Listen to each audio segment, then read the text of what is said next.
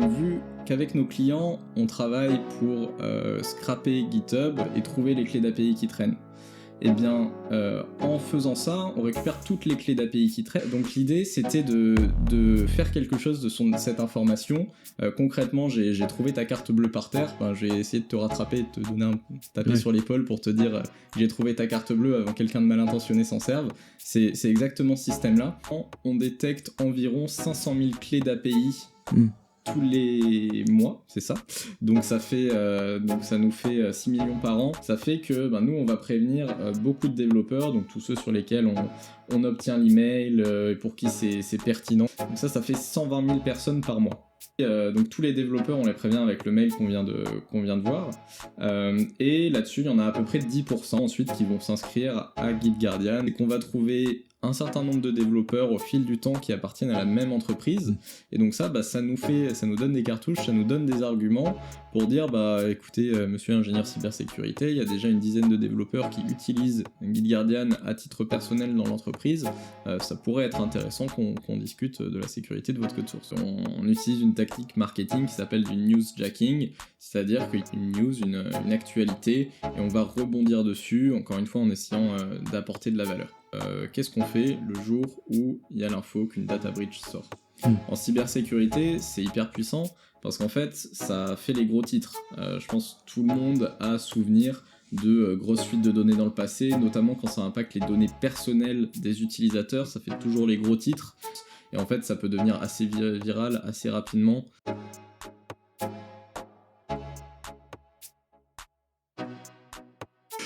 Salut à tous, bienvenue dans l'Aftermarket, je suis Clément SSB et aujourd'hui, on va découvrir la stratégie growth de l'année 2022.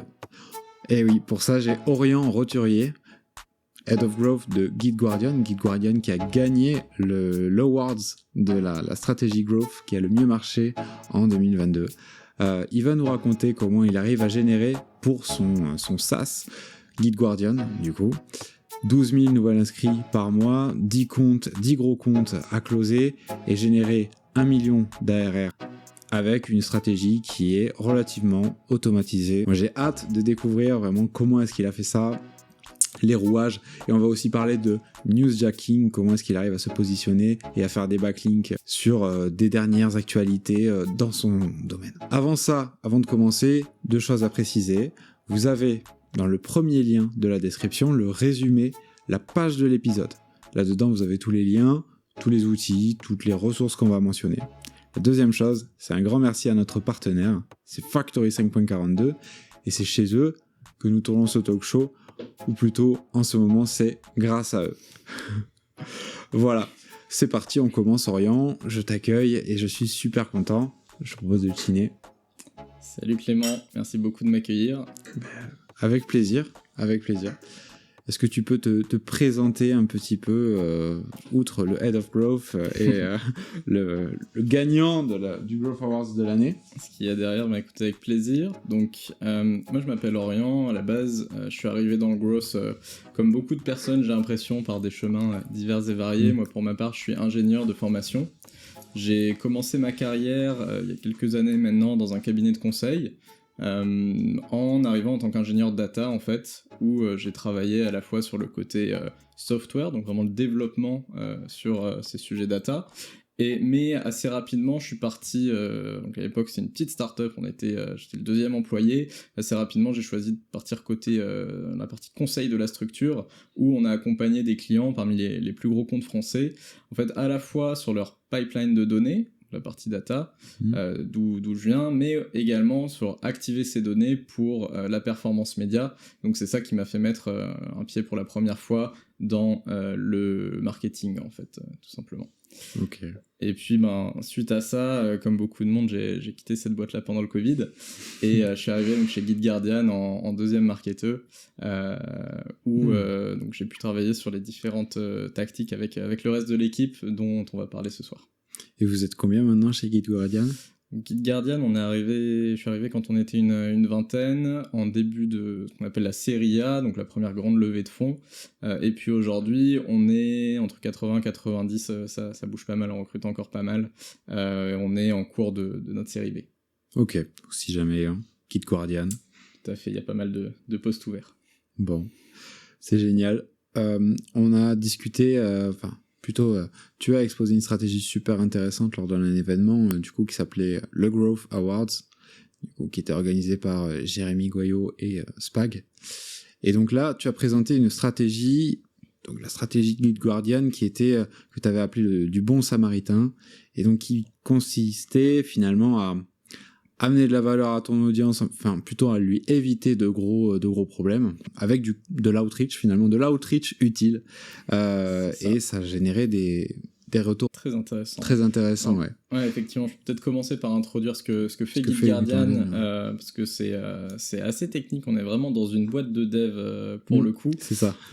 Donc en fait, Guide Guardian, c'est arrivé au début sur une verticale toute nouvelle, dont on est aujourd'hui le leader, mais qui est vraiment une petite verticale de cybersécurité qu'on appelle la détection de secrets dans le code source. En fait, aujourd'hui, par exemple, je suis dans ce beau studio grâce aux partenaires. Imaginons que tu laisses traîner tes codes de carte bleue quelque part, n'importe qui rentre dans le studio pourrait les exploiter. Aujourd'hui, pour les développeurs, dans le code source, tu as l'équivalent de ces codes de carte bleue, c'est ce qu'on appelle des clés d'API, qui vont te donner accès à tout un tas de services. Donc je pense que les grosses, peut-être qui nous écoutent, sont pas mal à se servir de clés d'API, voire pas mal à se les passer dans Slack sans les masquer. Ben ça, en fait, c'est un problème, parce que n'importe qui ayant accès à cette clé d'API peut se faire passer pour toi, en fait. C'est vraiment une autorisation, une identification.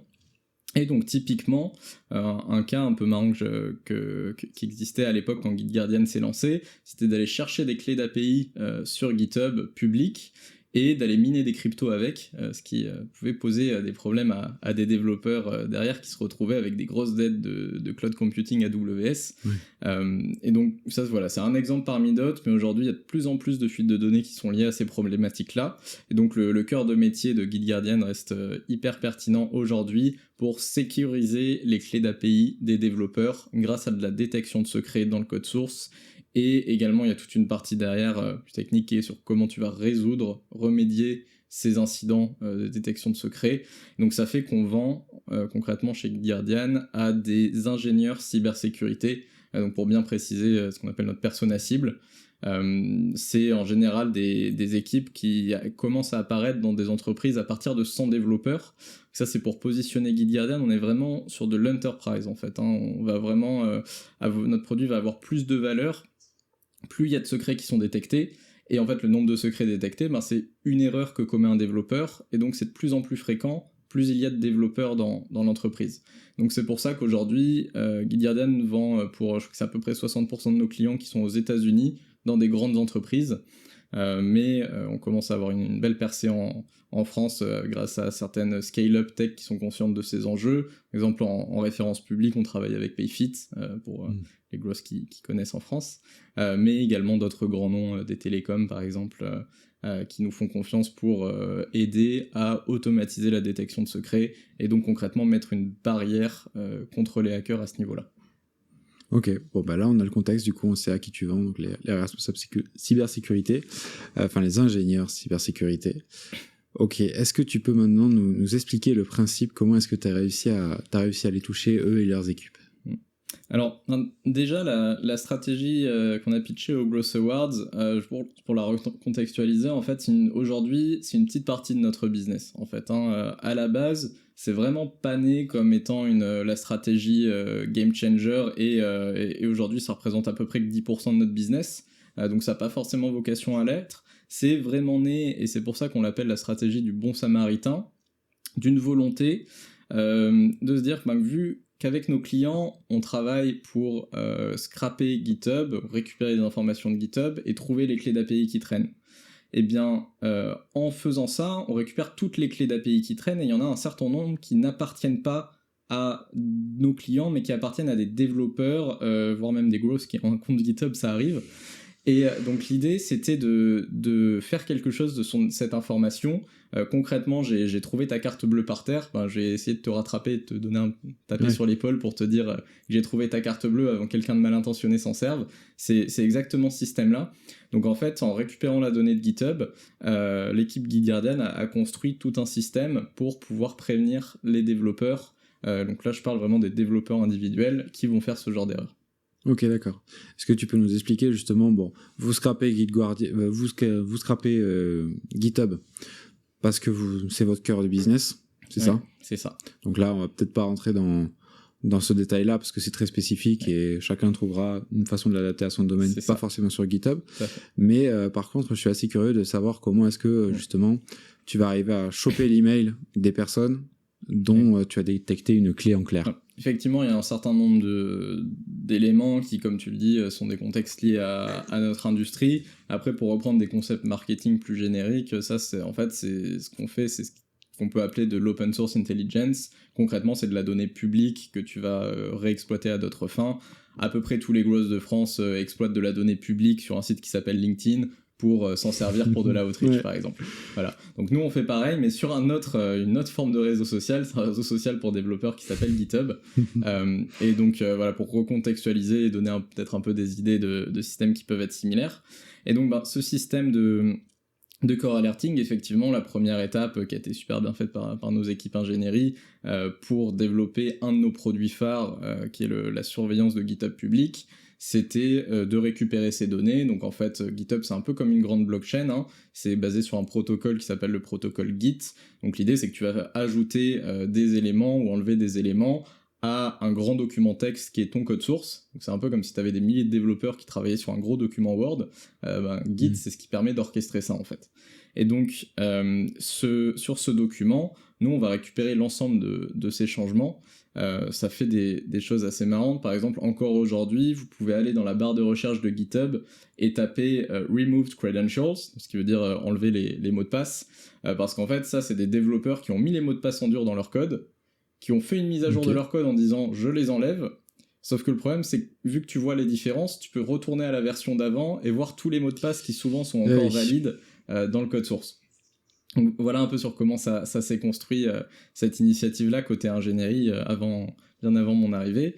Et puis ensuite, ce qui va se passer, donc une autre spécificité de GitHub, c'est que ce qu'on appelle un commit, donc ce changement d'état du code, il est signé.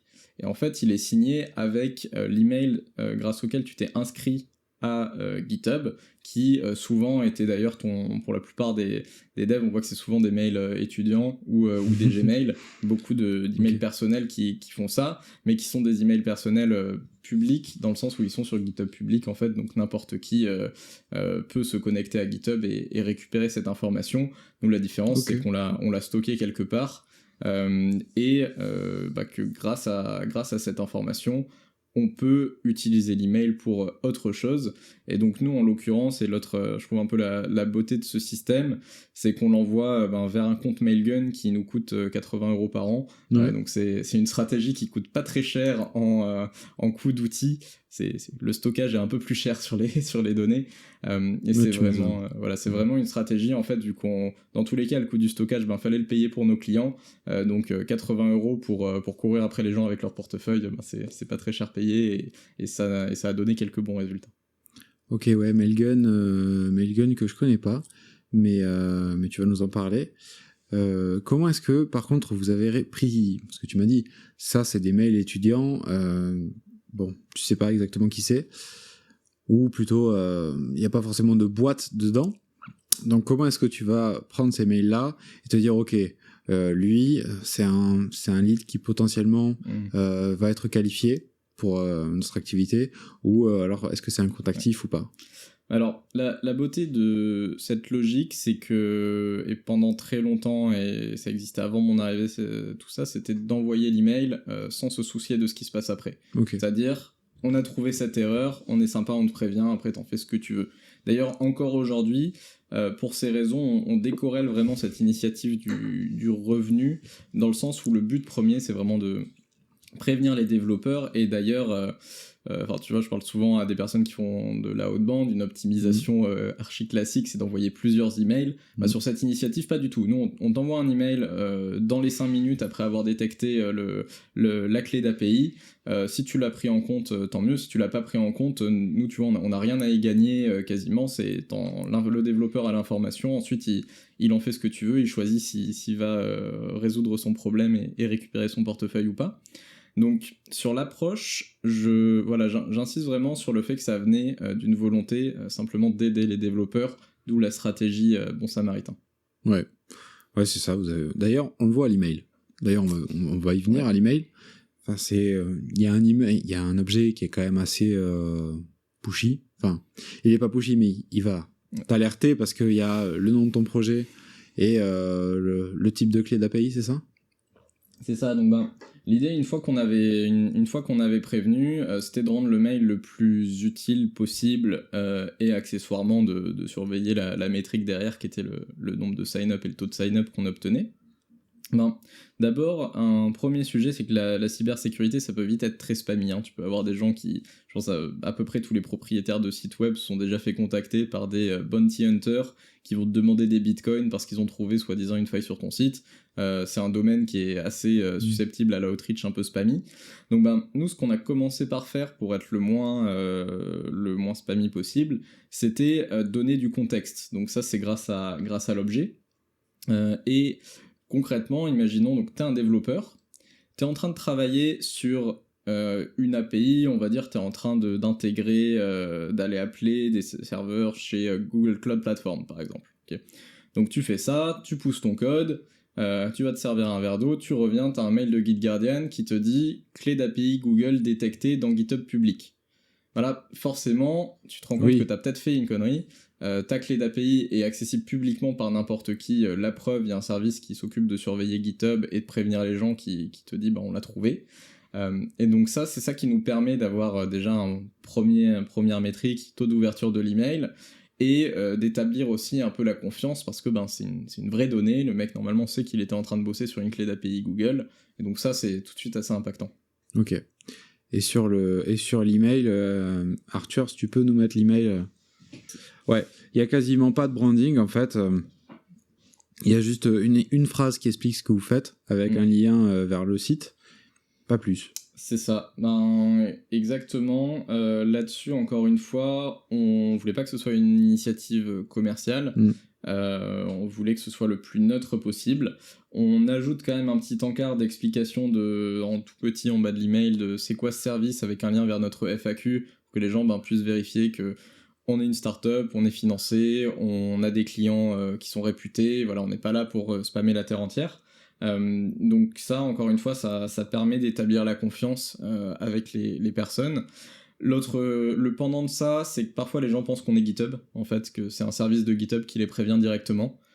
C'est flatteur et peut-être que GitHub sera intéressé par GitGuardian, mais c'est pas le cas. Mais ça fait que voilà, les personnes ont plutôt confiance dans ce qu'on fait et ça peut nous amener à l'étape d'après qui est le clic. Ok, et le clic du coup va ? Donc le clic derrière, en fait, il va directement vers un sign-up grâce à GitHub. Parce que donc, pour recontextualiser, il existe plusieurs systèmes de contrôle de version, ce qu'on appelle les VCS. Donc il y a GitHub qui est connu par la majorité des développeurs parce que c'est là-dessus où il y a toute l'activité publique, notamment. Mais les grandes entreprises utilisent d'autres VCS comme GitLab, Bitbucket ou Azure DevOps, avec lesquels on est intégré aujourd'hui. Mais la force de cet outil-là, c'est que vu qu'on sait qu'on a chopé la clé d'API sur GitHub, on sait que la personne a un compte GitHub et que c'est ce système de contrôle de version qu'il va vouloir intégrer en priorité. Donc on lui envoie un lien, on skip quelques étapes de sign-up, on dirige pas vers une slide de sign-up qui réexpliquerait ce qu'est GitGuardian, etc. On t'envoie direct t'as vu l'email, tu te rends compte qu'il y a un problème, tu cliques pour aller remédier ce problème-là, t'arrives directement, t'acceptes ou pas de connecter ton compte GitHub, et ça fait que t'arrives directement sur le dashboard GitGuardian avec ton secret pour lequel on t'a alerté. Et donc ça d'ailleurs, un point que j'ai pas mentionné, dans le corps de l'email, on disait que dans le sujet, on dit quel type de secret a été détecté. Dans le corps de l'email, tu as directement un lien vers le commit sur GitHub. Donc c'est-à-dire que pour la plupart des personnes, juste avoir ouvert l'email, voire ne pas l'avoir ouvert, c'est déjà un service, parce qu'ils peuvent aller eux-mêmes voir dans leur code et résoudre le problème sans même s'inscrire à GitGuardian. Ok. La valeur ajoutée de GitGuardian, ça va être d'être prévenu plus facilement la prochaine fois, et pas seulement sur GitHub public, mais aussi sur le code interne de ton entreprise. C'est un autre enjeu, c'est une autre partie de notre suite de produits qui te permet de surveiller le code interne de ton entreprise. Et donc ce lien vers le sign-up, en fait, il va te servir à bénéficier d'un meilleur service la prochaine fois. S'ils font fuiter une clé sur GitHub, potentiellement, sauf s'ils se sont désinscrits, on va les reprévenir à nouveau. Et donc ça permet, une fois de plus, apporter de la valeur en premier, obtenir de la confiance. La personne a reçu son email, elle peut résoudre son incident sans avoir besoin de nous parler, en fait. Ok, trop bien. Moi, ça me plaît. Bon, ça a créé pas mal de referrals sur des reviews et sur Twitter. Est-ce qu'il y avait un moyen particulier qui permettait d'augmenter ça? Ouais, peut-être qu'on peut, en allant sur la première slide qu'on avait préparée pour ce soir. Donc ça, c'est un peu une overview de la stratégie. Pour expliquer cette stratégie de referral, je pense qu'on peut commencer par donner quelques chiffres clés, puisqu'en fait, là, dit comme ça, on se rend peut-être pas bien compte de l'ampleur du problème, mais aujourd'hui, et c'est en augmentation tous les ans, on détecte environ 500 000 clés d'API tous les mois, c'est ça. Donc ça nous fait 6 millions par an sur GitHub. Donc c'est vraiment un problème énorme, il y a des dizaines de millions de développeurs dans le monde, c'est une erreur qui arrive pas si peu souvent que ça, et donc c'est un problème qui est extrêmement répandu. Même d'excellents développeurs peuvent faire cette erreur, voilà, ça arrive. Il y a évidemment différents niveaux de criticité, c'est pas la même chose de faire fuiter une clé d'API Open Weather Map que pour avoir la météo que la clé de ton infrastructure. Mais voilà, c'est une erreur qui arrive extrêmement souvent, donc ça c'est la première chose à avoir en tête. Ça fait que nous on va prévenir beaucoup de développeurs, donc tous ceux sur lesquels on obtient l'email et pour qui c'est pertinent, comme je disais, c'est un secret une clé d'API qui présente un vrai risque, on va les prévenir. Donc ça fait 120 000 personnes par mois. Donc d'ailleurs, on disait sur l'étendue du problème, autre illustration de pourquoi c'est un problème, je crois que ça c'était la veille des Growth Awards il y a un mois et demi à peu près, il y avait eu une grosse fuite de données sur Uber qui était exactement dans ce cas de figure. Donc ça fait déjà 45 jours et depuis il y a eu Toyota et Dropbox qui ont eu le même problème. Okay. Donc voilà, c'est un problème vraiment très répandu. Et puis, donc tous les développeurs, on les prévient avec le mail qu'on vient de voir. Et là-dessus, il y en a à peu près 10%. Donc comme je disais, il y en a 90% qui résolvent leurs problèmes et qui sont très contents. Puis il y en a 10% ensuite qui vont s'inscrire à GitGuardian via un sign-up direct avec GitHub, comme on le mentionnait. L'intérêt, c'est à partir de ce moment-là, tu me demandais tout à l'heure si c'est des personnes qui sont intéressantes ou pas. Eh bien, ce qu'on fait, c'est qu'on utilise une API d'enrichissement. Aujourd'hui, on est sur Clearbit, mais il y en a d'autres, qui vont nous permettre de savoir ce mail-là, des fois c'est des mails perso, des fois c'est des mails pro, à qui est-ce qu'il appartient et est-ce que c'est un professionnel ou pas. Il y a énormément d'étudiants, et c'est même très fréquent, parce qu'en fait, ils font plus souvent des erreurs même de mettre des clés d'API dans le code source que les professionnels. Et donc, toutes ces personnes-là, on est content de les avoir prévenues, et ça éduque un peu le marché sur les enjeux de sécurité du code source, mais c'est pas eux qui vont être dans notre cœur de cible. Les personnes qui vont vraiment rentrer dans notre CRM derrière, ça va être les professionnels, et même les professionnels qui sont dans des boîtes intéressantes pour GitGuardian. Aujourd'hui, toujours dans cette problématique d'apporter de la valeur, notre produit est gratuit jusqu'à 25 développeurs. En fait, c'est pour apporter de la valeur. Pour être honnête, c'est aussi parce qu'en dessous de 25 développeurs, tu vas avoir assez peu d'incidents tous les ans. Donc il y a des gens qui sont prêts à nous payer d'ailleurs, mais en fait on leur dit on vous le file gratuit parce qu'on n'a pas envie de défendre la valeur. S'il y a un moment où il y a 6 mois où t'as pas de secret détecté, on va pas se battre, on est content pour toi, et du coup ça sert à rien de payer GitGuardian tous les mois. Donc pour cette raison, on se positionne vraiment sur de l'enterprise et sur des comptes plus gros. Ok. Et donc ça, suite à Clearbit, on va avoir toutes ces informations-là. Quelle est l'entreprise, quelle est la taille de l'entreprise, quel est l'intitulé de poste de la personne aussi. Ça, c'est un autre enjeu en tant que growth, c'est que là, on a beaucoup parlé des développeurs, mais je vous disais en intro que chez GitGuardian, on cible les ingénieurs cybersécurité. Donc en fait, c'est pas forcément les mêmes personnes. D'ailleurs, souvent, les ingénieurs cybersécurité codent pas ou assez peu. Et ce qui fait que via cette stratégie, on va surtout trouver des développeurs. Par contre, ce qui peut être intéressant, c'est qu'on va trouver un certain nombre de développeurs au fil du temps qui appartiennent à la même entreprise, et donc ça nous donne des cartouches, ça nous donne des arguments pour dire, écoutez, monsieur ingénieur cybersécurité, il y a déjà une dizaine de développeurs qui utilisent GitGuardian à titre personnel dans l'entreprise, ça pourrait être intéressant qu'on discute de la sécurité de votre code source. Super.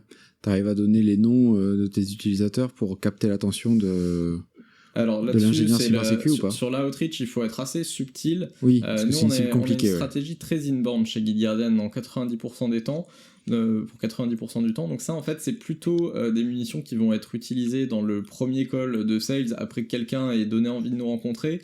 Et ça fait d'ailleurs qu'on a des très belles métriques, et bravo à mon directeur commercial qu'on nourrit de leads, mais qui fait un très bon travail derrière avec son équipe pour les convertir. En fait, on a des taux de ce qu'on appelle opportunités générées to close qui sont à plus de 25% largement, donc c'est des super taux, et je pense que ça n'y est pas pour rien d'avoir en fait ces arguments-là à donner. Ok, c'est super intéressant. Ouais, parce qu'en fait, au moment où vous arrivez pour le contacter, il a déjà plein de gens convaincus et déjà évangélisés dans son entreprise, donc il sait que c'est un outil qui va être bien utilisé. Et aussi une spécificité du growth pour de l'enterprise, je pense qu'il n'y a pas énormément de boîtes qui en font en France encore. Il y a beaucoup de prosumers, donc vendre à des professionnels, mais qui ont des comportements quasi B2C, ou beaucoup de ventes à des SMB, où tu vas avoir une personne décisionnaire au marketing, les deux.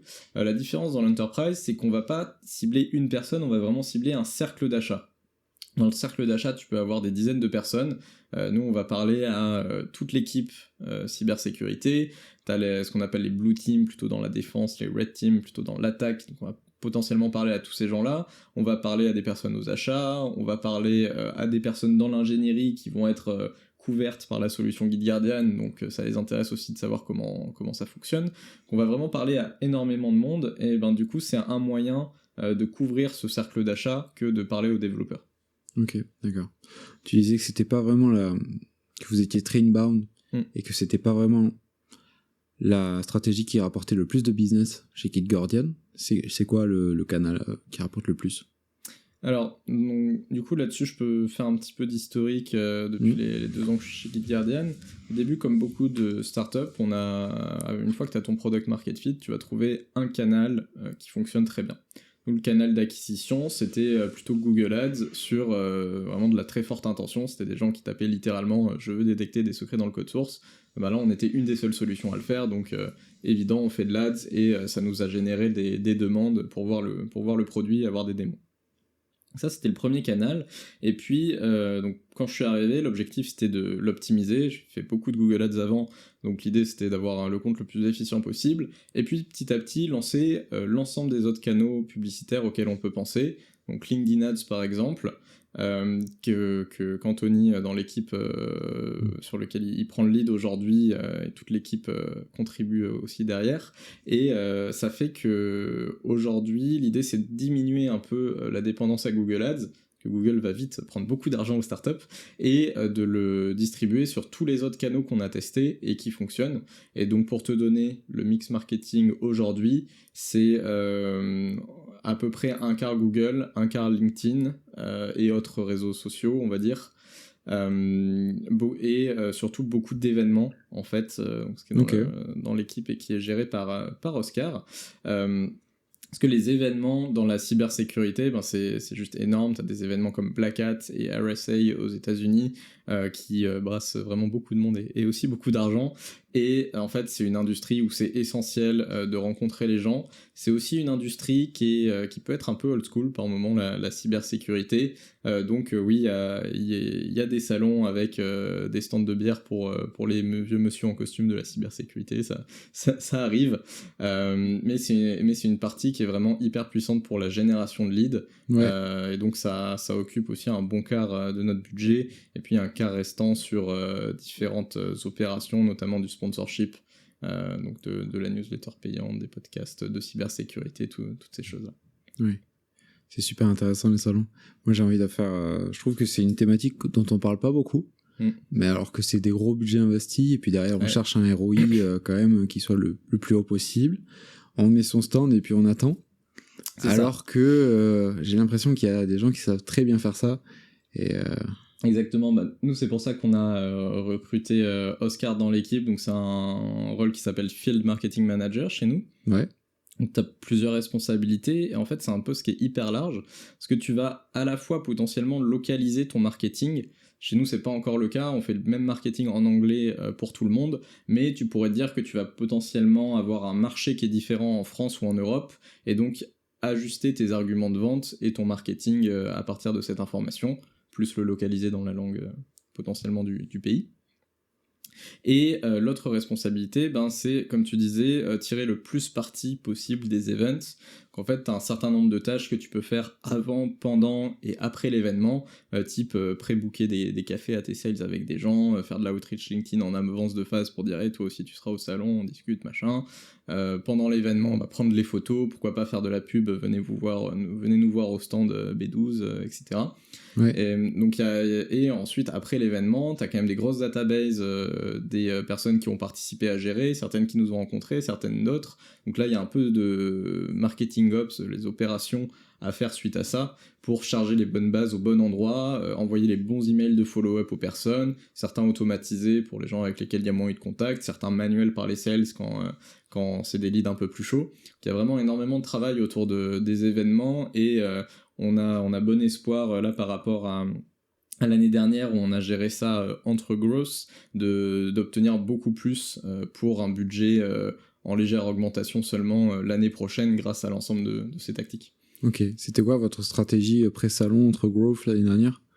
Notre stratégie c'était déjà être présent au salon, c'était déjà pas mal, parce que c'est énormément de travail d'organisation en fait, donc effectivement on avait fait des petits tests sur de l'advertising, sur envoyer quelques messages, mais on avait plein d'autres canaux à gérer, donc c'était on n'a pas fait ça à l'échelle, et là l'idée c'est vraiment de processiser tout ça, quoi. Trop bien.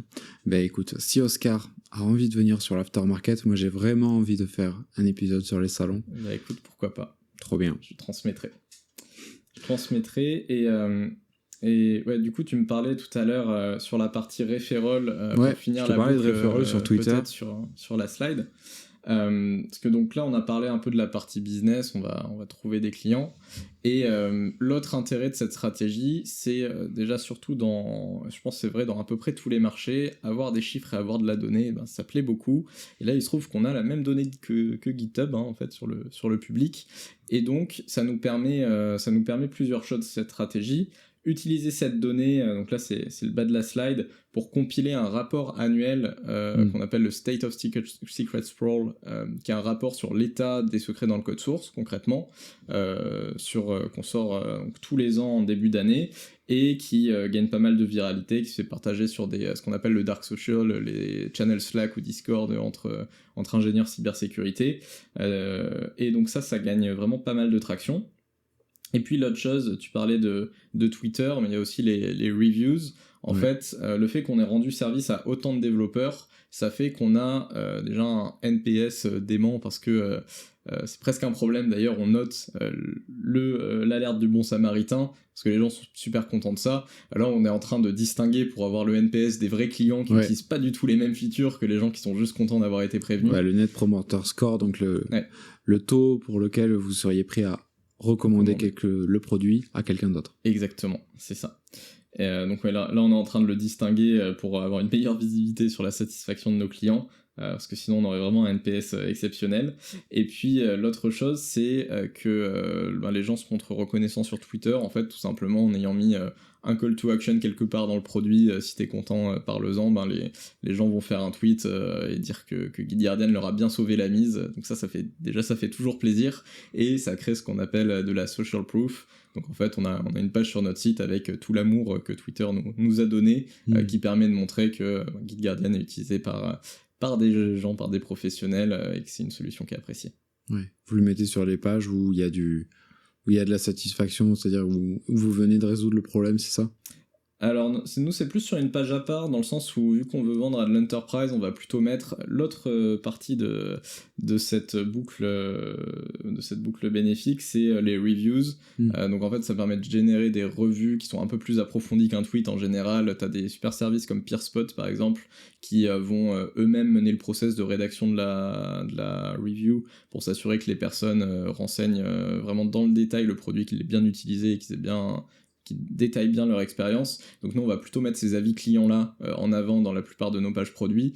Mais par contre, le Twitter, ça permet d'avoir encore plus de choses positives qui se disent sur GuideGuardian. Et c'est aussi pas mal, mine de rien, en marque employeur aussi. Les gens ont tendance à trouver cette initiative assez cool. Et donc ça aide un petit peu à recruter. Ok.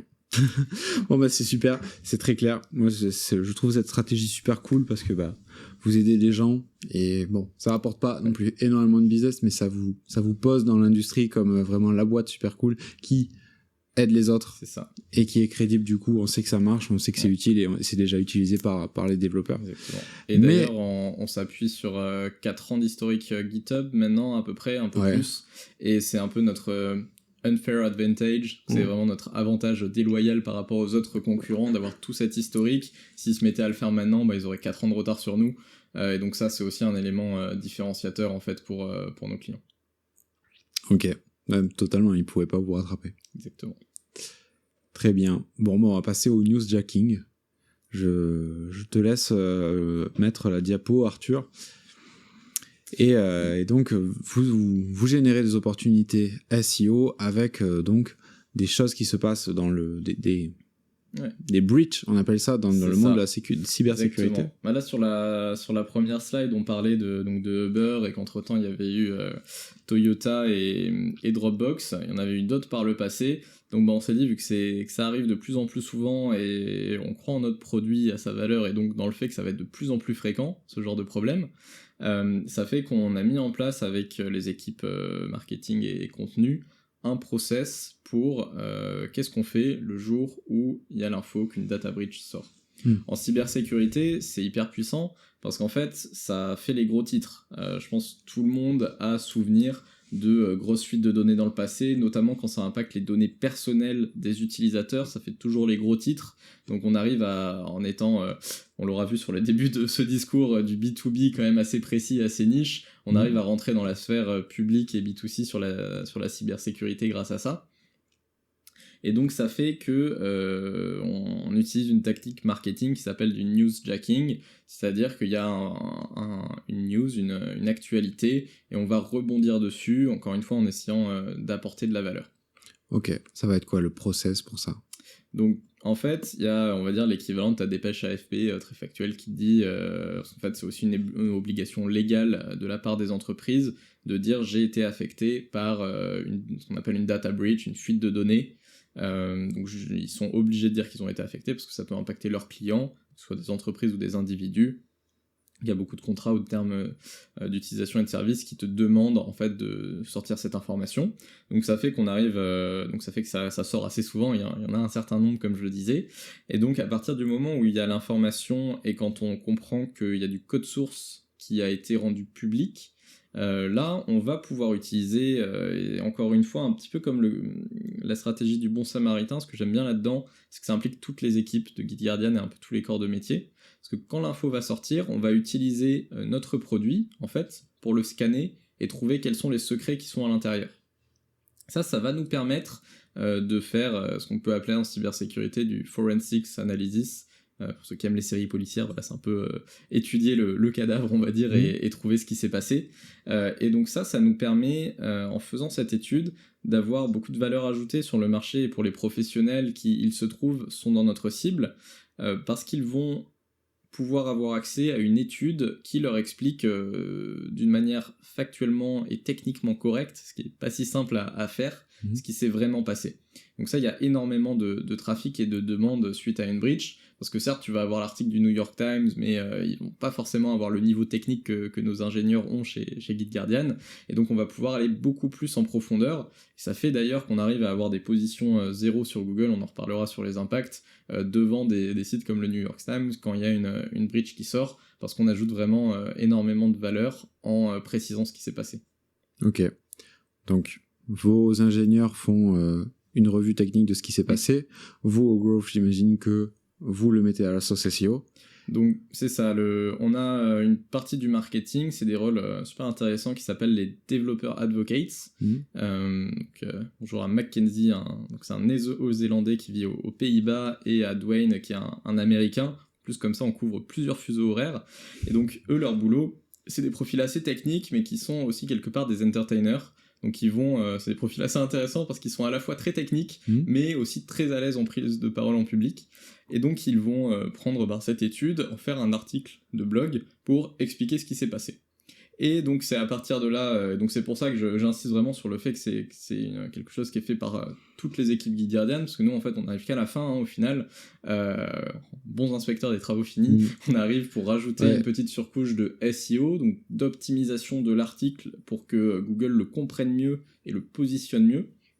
Et donc là-dessus, typiquement, donc là c'est Anna dans l'équipe qui s'en est chargée et qui a fait un gros succès de trafic, par exemple sur Toyota, en changeant simplement data leak en data breach, parce qu'en fait c'est ça que les gens cherchaient, et du coup ça fait augmenter le trafic vraiment très forte, juste en se positionnant sur les bons termes. Et après les astuces SEO classiques, tu vas répéter le terme dans tes titres, le reformuler dans tes paragraphes, rajouter du bon maillage interne avec tes autres articles, travailler tes métadescriptions et tes métadonnées, et tout ça, ça fait que ton article va être bien positionné, et comme on disait, qu'on va pouvoir avoir des positions zéro là-dessus.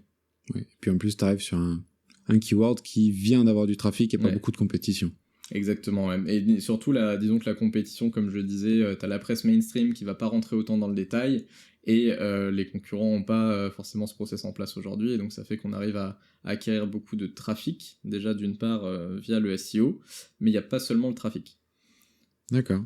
Il y a aussi tout ce qui Il y a aussi la viralité, ouais. Ouais, exactement. Il y a aussi la viralité, et l'autre chose qui impacte le SEO sur le long terme, c'est ce qu'on appelle les backlinks.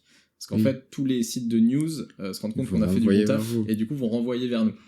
Exactement. Et donc ça donne ce qu'on appelle le jus SEO, un peu qui se déverse vers nous, et donc qui rend le site Guardian, il a ce qu'on appelle une meilleure autorité aux yeux de Google maintenant sur tous les sujets cybersécurité. Donc ça encore une fois, ça fait une boucle plus vous vertueuse. faites, plus le coup est puissant, et plus il sera encore plus puissant. Exactement. À chaque fois. C'est ça, et donc il y a le côté backlink, donc toujours un petit peu en lien avec le SEO sur le long terme, et comme tu le disais, il y a le côté viralité, donc là, et c'est là que c'est bien d'avoir des développeurs advocates dans deux fuseaux horaires, c'est-à-dire si on met la slide sur la dernière, en fait, l'autre force de ce process, c'est qu'on va traiter tout ce que je t'ai dit, ça se passe en 24 à 48 heures. C'est-à-dire entre le moment où la leak sort et le moment où on a terminé de publier nos articles et mis notre surcouche. Alors attends, ça nous a rien mis. Okay. Oui, donc ça se passe en fait en 24 à 48 heures, vous avez réagi. C'est ça. Donc là, j'avais pris le détail de, je pense que c'était Toyota pour celle-ci. On avait réagi, et là ils sont même chauffés, ils ont même fait une vidéo. Qu'en fait, ce qui se passe, c'est que la première journée, on fait l'étude dont je te parlais. Le soir, on publie l'article. Nous, on dort, donc on arrive le lendemain pour la surcouche SEO.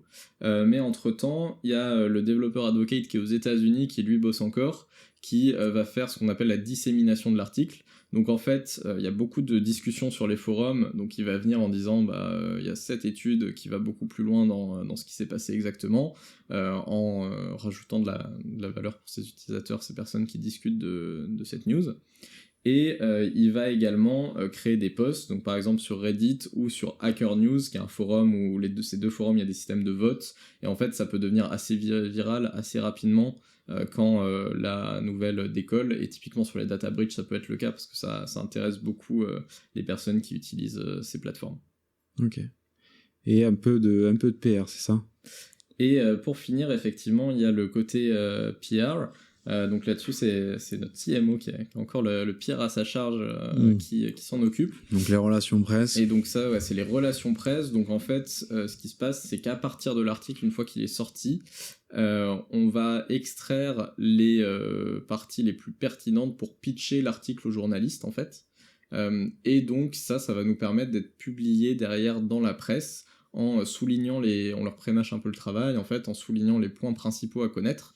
Donc ça fait qu'on est repris et cité en source, toujours plus de backlinks, dans de la presse généraliste grâce à ce travail de relations presse. C'est fort, c'est très très fort, ça s'auto-entretient, plus vous le faites, plus ça devient fort, c'est génial.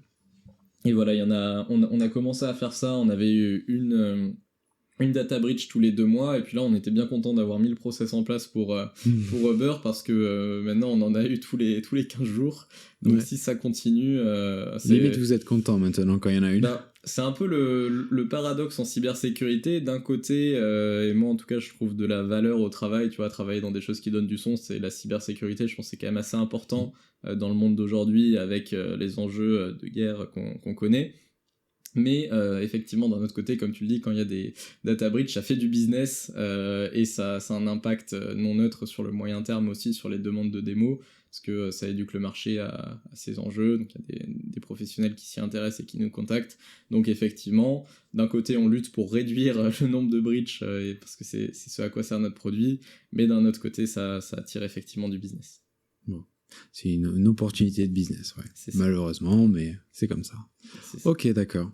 Il y avait un dernier sujet qu'on va évoquer tous les deux. C'était par rapport à un article que tu avais fait. Dans le growth, il y a énormément la culture du test. Il y a, tu veux faire ça, bon ben on sait pas, vas-y, teste. Et il y a cette culture le mythe de l'A/B test. Et toi, tu as fait un article, carrément, là-dessus. Parce que tu as un point de vue un peu différent. Ouais, tout à fait. En fait, j'ai voulu commencer à mettre... j'avais un petit peu le temps, après le Covid, entre 2 confinements, à écrire sur les sujets growth. Et surtout, je me suis demandé quelle pouvait être ma valeur ajoutée dans cet écosystème. Comme je te disais, je suis ingénieur de formation, donc je me suis dit, je vais écrire en mettant un petit peu de stats dans ce que je dis, pour que ce soit un petit peu plus chiffré, peut-être que la plupart des posts LinkedIn qu'on peut voir. Et un des sujets qui me tenait à cœur, en fait, quand j'étais en conseil avant, je faisais pas mal d'A/B tests ou des tests d'incrément pour des clients, mais c'était des clients qui souvent travaillaient dans le B2C ou dans l'e-commerce où il y a énormément de données. Dans le B2B, et a fortiori encore plus dans le B2B Enterprise, en fait, nous, pour vivre, on n'a pas besoin d'avoir des centaines ni des milliers de demandes de démos, on en a quelques-unes de très grosses entreprises et ça suffit. L'impact de ça, c'est qu'on a très peu de points de données. C'est un peu paradoxal par rapport à ce qu'on disait sur la première slide, mais où on a énormément de données des développeurs, mais en fait les données de nos acheteurs, tu vois, notre marché adressable, c'est quelques dizaines de milliers de boîtes qui ont vraiment des milliers de développeurs, il n'y en a pas tant que ça, et donc ça fait que mathématiquement, il y a très peu de points de données derrière. Et donc mon point, c'est que les approches d'A/B test, ça peut être valable dans certains cas, mais le côté je vais tester le bouton rouge et le bouton bleu et faire ça systématiquement, pour moi aujourd'hui c'est une erreur et ça peut m'amener une perte de temps en fait. Et je parlais à quelques grosses qui me disaient que tu vois, s'ils referaient les choses, ils feraient peut-être un petit peu moins de tests systématiques, et je trouve que c'est aussi une bonne chose. Pourquoi c'est une bonne chose ? Parce que d'un côté, ça m'a aussi séduit comme approche sur le growth en commençant. Au final, c'est quelque chose de très chiffré. Tu vois, c'est très mathématique, et cette approche de dire je vais tester, je vais avoir des chiffres, je vais regarder, et c'est le point de mon article, sur savoir si la p-valeur a été atteinte ou pas. Donc, pour faire simple, si statistiquement ce qu'on a fait est significatif, ou si statistiquement on a fait pile mais ça aurait pu donner face. Tout ça, y a un peu de maths derrière et il faut les comprendre pour pouvoir prendre la bonne décision. Ce que je trouve intéressant, c'est que malgré tous les chiffres dont on dispose, et ce qui est bien pour les profils growth qui commencent à avoir un petit peu d'expérience aussi, c'est qu'en fait, il y a un moment, tu vas pouvoir prendre des raccourcis, tu vas pas tout tester. Un moment, tu vas te baser sur ton expérience. J'ai un peu d'expérience, tu sais qu'il faut faire ça, et que ça a plutôt tendance à marcher sur le marché de la fintech parce que t'as déjà bossé 5 ans là-bas, très bien, tu fais et t'es pas obligé de tester en fait. Et voilà, ça vient de quelqu'un qui aime beaucoup les chiffres et qui a crunché beaucoup de data par le passé. Mais en fait, il y a une vraie valeur ajoutée, et je le vois aujourd'hui avec notre CMO qui a quelques années d'expérience dans le monde de la tech. En fait, il y a énormément de choses sur lesquelles on peut prendre des raccourcis parce que on a déjà fait, on a déjà vu. Ça marche aussi avec l'équipe qui a tout le monde chez GuideGuardian a en général 6 à 10 ans d'expérience, donc on a pas mal de matière pour gagner du temps. et pas avoir besoin de tout A/B tester, mais parfois suivre l'intuition et aller droit au but. Ouais, sur l'intuition, oui, quand tu connais le domaine, bon, c'est logique. C'est ça, exactement. Bon, bah, très bien. Moi, je vais passer aux questions de la fin, à moins que tu aies quelque chose à rajouter sur un autre sujet. Très bien. Non, écoute, je pense qu'on a plutôt bien couvert tout ça. Je rajouterais peut-être juste sur le newsjacking qu'en plus de la partie SEO, on commence à expérimenter sur un support en Twitter Ads aussi, parce que c'est un réseau social qui est très dans l'actualité. C'est vrai. Donc on avait des plutôt bons résultats là sur les premières expériences qu'on a fait pour booster les posts organiques. Donc voilà, Twitter Ads, je connais pas d'experts français du Twitter Ads, donc s'il y en a dans tes auditeurs, je serais très content de discuter, parce que c'est un réseau social qui marche très différemment des autres, je trouve. Et là, ces premières expériences étaient assez clés, et en fait, on a bien vu la différence entre Uber, on a dû lancer la pub Twitter 3 jours avant, le temps de penser à ce qu'on voulait faire et la créer, et Dropbox, on l'a lancé dès que l'article était prêt. Ça a vraiment fait la différence sur le trafic, les clics et le CTR de notre ad. Oui, 30 000 vues, ça. Ouais, c'était ça. On avait en moyenne 30 000 utilisateurs qui arrivaient sur le site. Ça, c'était toutes les tactiques confondues. On a eu effectivement pas mal d'impressions grâce au tweet. Ouais. Alors que vous avez fait quelque chose de simple. Voilà. Et pour une petite le coup, phrase. à nouveau, je donne le crédit de la stratégie aussi aux équipes contenu, aux autres équipes GuideGuardian, parce qu'effectivement, j'ai cliqué sur promouvoir le tweet existant plus ou moins en modifiant 2-3 choses. Enfin, ça allait très vite, quoi. Ok. Ouais, très intelligent. Bon, et bah écoute, on va passer aux questions de la fin. Moi, j'ai une question que je pose un peu à tous les invités pour aller outre les compétences techniques et un peu plus sur la personne. Est-ce qu'il y a des personnes qui sont un peu tes coachs de vie, alors qui t'inspirent, qui sont que tu as rencontrés ou pas? Bah écoute, coach de vie, je sais pas, mais bon, on s'est rencontrés quand même, comme tu disais, au Growth Awards, et faut reconnaître qu'en rentrant dans le Growth, je pense qu'il n'y a pas grand monde qui est passé à côté de Jérémy Goyot, notamment organisé l'événement où on s'était vu. Et pour moi, enfin, je le connais un petit peu, on a juste parlé 2-3 fois, mais ce que j'ai trouvé, en tout cas ce que j'en ai perçu de très fort, c'est que pour moi il a fait un vrai travail, non seulement ils ont construit quelque chose de solide chez Spendesk, mais surtout il a fait un super travail de dissémination, un peu comme je disais sur nos articles marketing, et surtout de rendre, de vulgariser et de rendre plus commun la sphère du growth en France, et ça c'est forcément quelque chose que, en travaillant dans le domaine, je suis obligé d'admirer et de reconnaître. Et d'autant plus que là, ils sont allés plus loin avec son associé sur Growth Talent, où c'était super de pouvoir se rencontrer à 300 personnes, 300 professionnels, et faire des événements, comme tu disais, il y a un mois et demi. Donc c'était vraiment top, et il y a un côté communauté qui me parle beaucoup, parce que je trouve ça super je pense à la communauté Growth Hacking France par exemple, où j'ai beaucoup échangé avec Rémi d'ailleurs, qui était dans ton podcast hier je crois, sur ce forum pendant 1 ou 2 ans avant de se rencontrer en vrai, et en fait voilà, c'est juste un gars avec qui on s'est beaucoup entraidé sur des sujets pendant hyper longtemps, et en donnant de notre temps 15 minutes par jour à répondre aux questions des gens qui avaient une question dont on avait la réponse sur le growth, le marketing en général, et je trouve que cet aspect communautaire est vraiment très beau, et je trouve ça super qu'il y ait des gens qui investissent du temps pour le développer. Trop bien, ouais, je suis totalement d'accord. Rémi, très sympa d'ailleurs, et on a fait un super épisode sur la connaissance client. Voilà, je vous invite à aller le voir. Très cool. Est-ce que tu as des ressources que tu voudrais recommander particulièrement?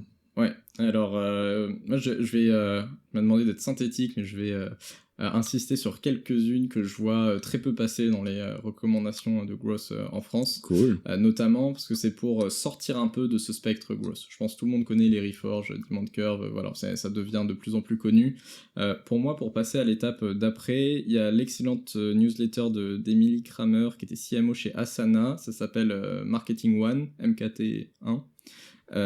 Qui est une newsletter qui se veut beaucoup plus d'un point de vue CMO en fait, donc t'as effectivement, et c'est CMO B2B SaaS, ce qui me parle moi chez GuideGuardian, et donc ça te permet de prendre un peu de hauteur sur non seulement le growth, mais le product marketing qui est hyper important pour bien faire du growth, et le contenu qui est hyper important aussi pour faire du growth. Et donc cette prise de hauteur-là, ça te permet de mieux travailler avec les autres équipes, mieux comprendre leurs enjeux. Il y a plein de frameworks super utiles et intéressants, donc ça je le recommande clairement. Ok, trop bien. Je connaissais pas, tu vois. Je vais aller découvrir ça. Dans cette catégorie-là aussi, j'ai eu la chance de discuter avec Dave Kellogg, parce qu'il est advisor chez Balderton, qui était notre fonds lead de Serie A. Et donc lui, il a aussi un super blog qui s'appelle Quel Blog, qui va traiter d'un autre sujet qui pour moi est clé pour le growth. En fait, c'est quelqu'un qui a pas mal d'années de carrière. Il a été à la fois CEO et CMO. Donc en fait, il a la casquette chef du revenu. Et souvent dans les entreprises B2B SaaS, t'as l'équilibre des pouvoirs entre le CRO qui gère les sales et le revenu, et le marketing qui va penser plus long terme, là où les sales vont penser closing du quarter. Et là-dessus, il y a aussi tout un tas de ressources et de modèles Excel que j'ai passé pas mal de temps à répliquer pour GitGuardian pour faire ce qu'on pourrait quasiment appeler du RevOps, donc du Revenue Operations, pour comprendre vraiment la dynamique de ton business et prendre des bonnes décisions budgétaires. Donc j'ai passé pas mal de temps avec ma CMO à bosser sur ces modèles-là, parce que ça nous permet de savoir est-ce que notre CAC payback est bon, donc est-ce qu'on va rembourser notre coût d'acquisition des clients suffisamment vite. Et toutes ces métriques de RevOps, je trouve qu'en fait en tant que growth, on a déjà un gros impact sur ces métriques, parce que on dépense beaucoup d'argent, donc c'est normal qu'on regarde le résultat sur le business derrière, et ça fait tout de suite prendre une ampleur stratégique, parce que c'est aussi ce que regardent tes investisseurs quand tu es dans une boîte qui fonctionne sur des levées de fonds. Donc c'est super important de bien comprendre ces dynamiques-là, et ça m'a fait beaucoup progresser de lire ce blog. Ok, trop bien. Génial. Maintenant, pareil, est-ce que tu as des outils que tu utilises un peu tous les jours et qui te sont essentiels ? Ouais. Alors, tout à fait. Moi, l'outil que je recommande à tout le monde, c'est un outil qui s'appelle Notomation, donc N8N pour raccourcir. C'est un outil qui est vraiment extrêmement puissant, qui ressemble un petit peu à un Tegromat qui s'appelle Make aujourd'hui, qui est open source. C'est une boîte allemande, ils sont très sympas. Je parlais un peu à leur product. Et qui se connecte avec à peu près tout ce à quoi tu peux penser, et même si tu as l'impression que ça se connecte pas, en fait ça peut faire des requêtes HTTP sur l'API, donc ça te permet tout simplement de soit récupérer toutes les données que tu veux grâce à un webhook, soit d'aller activement requêter la donnée en allant appeler l'API du service. Donc en fait, ce que je faisais il y a encore 5 ans avec des scripts Python un peu sales en local sur mon MacBook pour faire vraiment du growth hacking, là maintenant c'est des process qui sont carrés et que je peux avoir, c'est quasiment du code en fait, honnêtement. On a en growth, pour être bien en growth aujourd'hui, je pense qu'on doit avoir une petite casquette product manager, et du coup je développe un certain nombre avec l'équipe de mini-produits qui vont aider les différents services de l'équipe, voire même un peu plus loin, parce qu'on bosse aussi avec les talent acquisition sur des process comme ça les intéresse, avec le contenu, avec les sales, donc c'est des sujets que je trouve super intéressants avec N8N. Ok, N8N donc. Tout à fait. Très bien. Et je recommanderais aussi un petit deuxième que je vois pas très souvent en marketing automation. On n'a pas choisi d'aller avec HubSpot for marketing, nous on est passé sur Customer.io, même si on avait HubSpot for sales, qui est honnêtement une très belle boîte, et je suis assez impressionné par leur efficacité et la qualité de leur accompagnement. C'est un prix normal pour un marketing automation platform, sauf que tu as vraiment des connexions avec tout, et du coup ça fait que N8N plus Customer.io, j'arrive à avoir une vision très claire à la fois côté sales mais aussi côté produit, ce qui m'aurait un peu manqué côté HubSpot for marketing. Grâce à une intégration segment, je peux envoyer les données dans Customer.io, et ça me permet de déclencher des cadences d'email de manière assez intelligente. Donc c'est vraiment les deux outils que j'ai découverts avec GitGuardian qui me changent bien la vie aujourd'hui, et qui nous ont permis avec l'équipe d'aller assez loin sans avoir de data warehouse en fait, ou besoin de vraies capacités de data engineering à plein temps. On est tous assez techniques dans l'équipe growth, et du coup on a tous pu se débrouiller avec cette stack là low code en fait, qui était au final très puissante. Ok.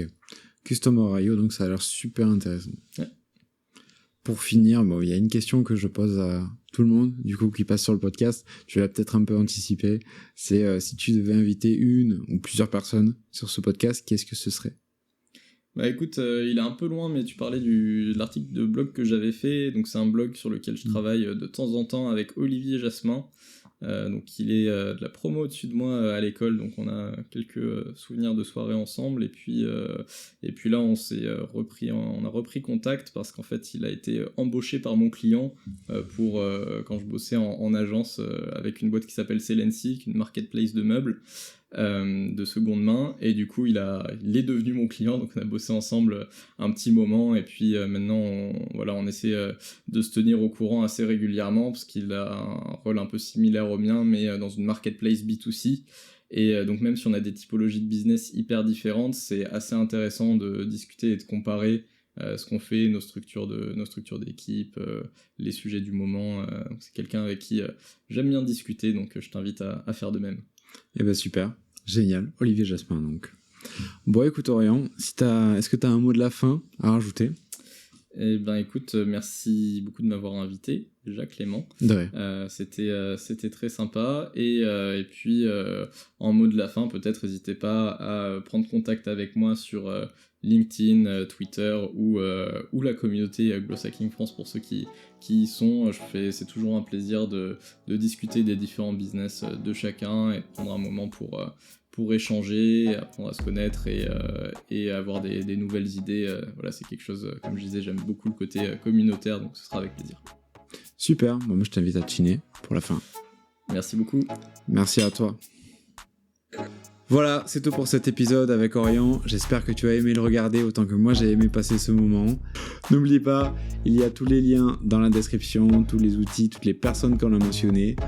Un grand merci à Factory 5.42 encore pour la production. Et c'est tout, on se retrouve la semaine prochaine pour un nouvel épisode de l'Aftermarket.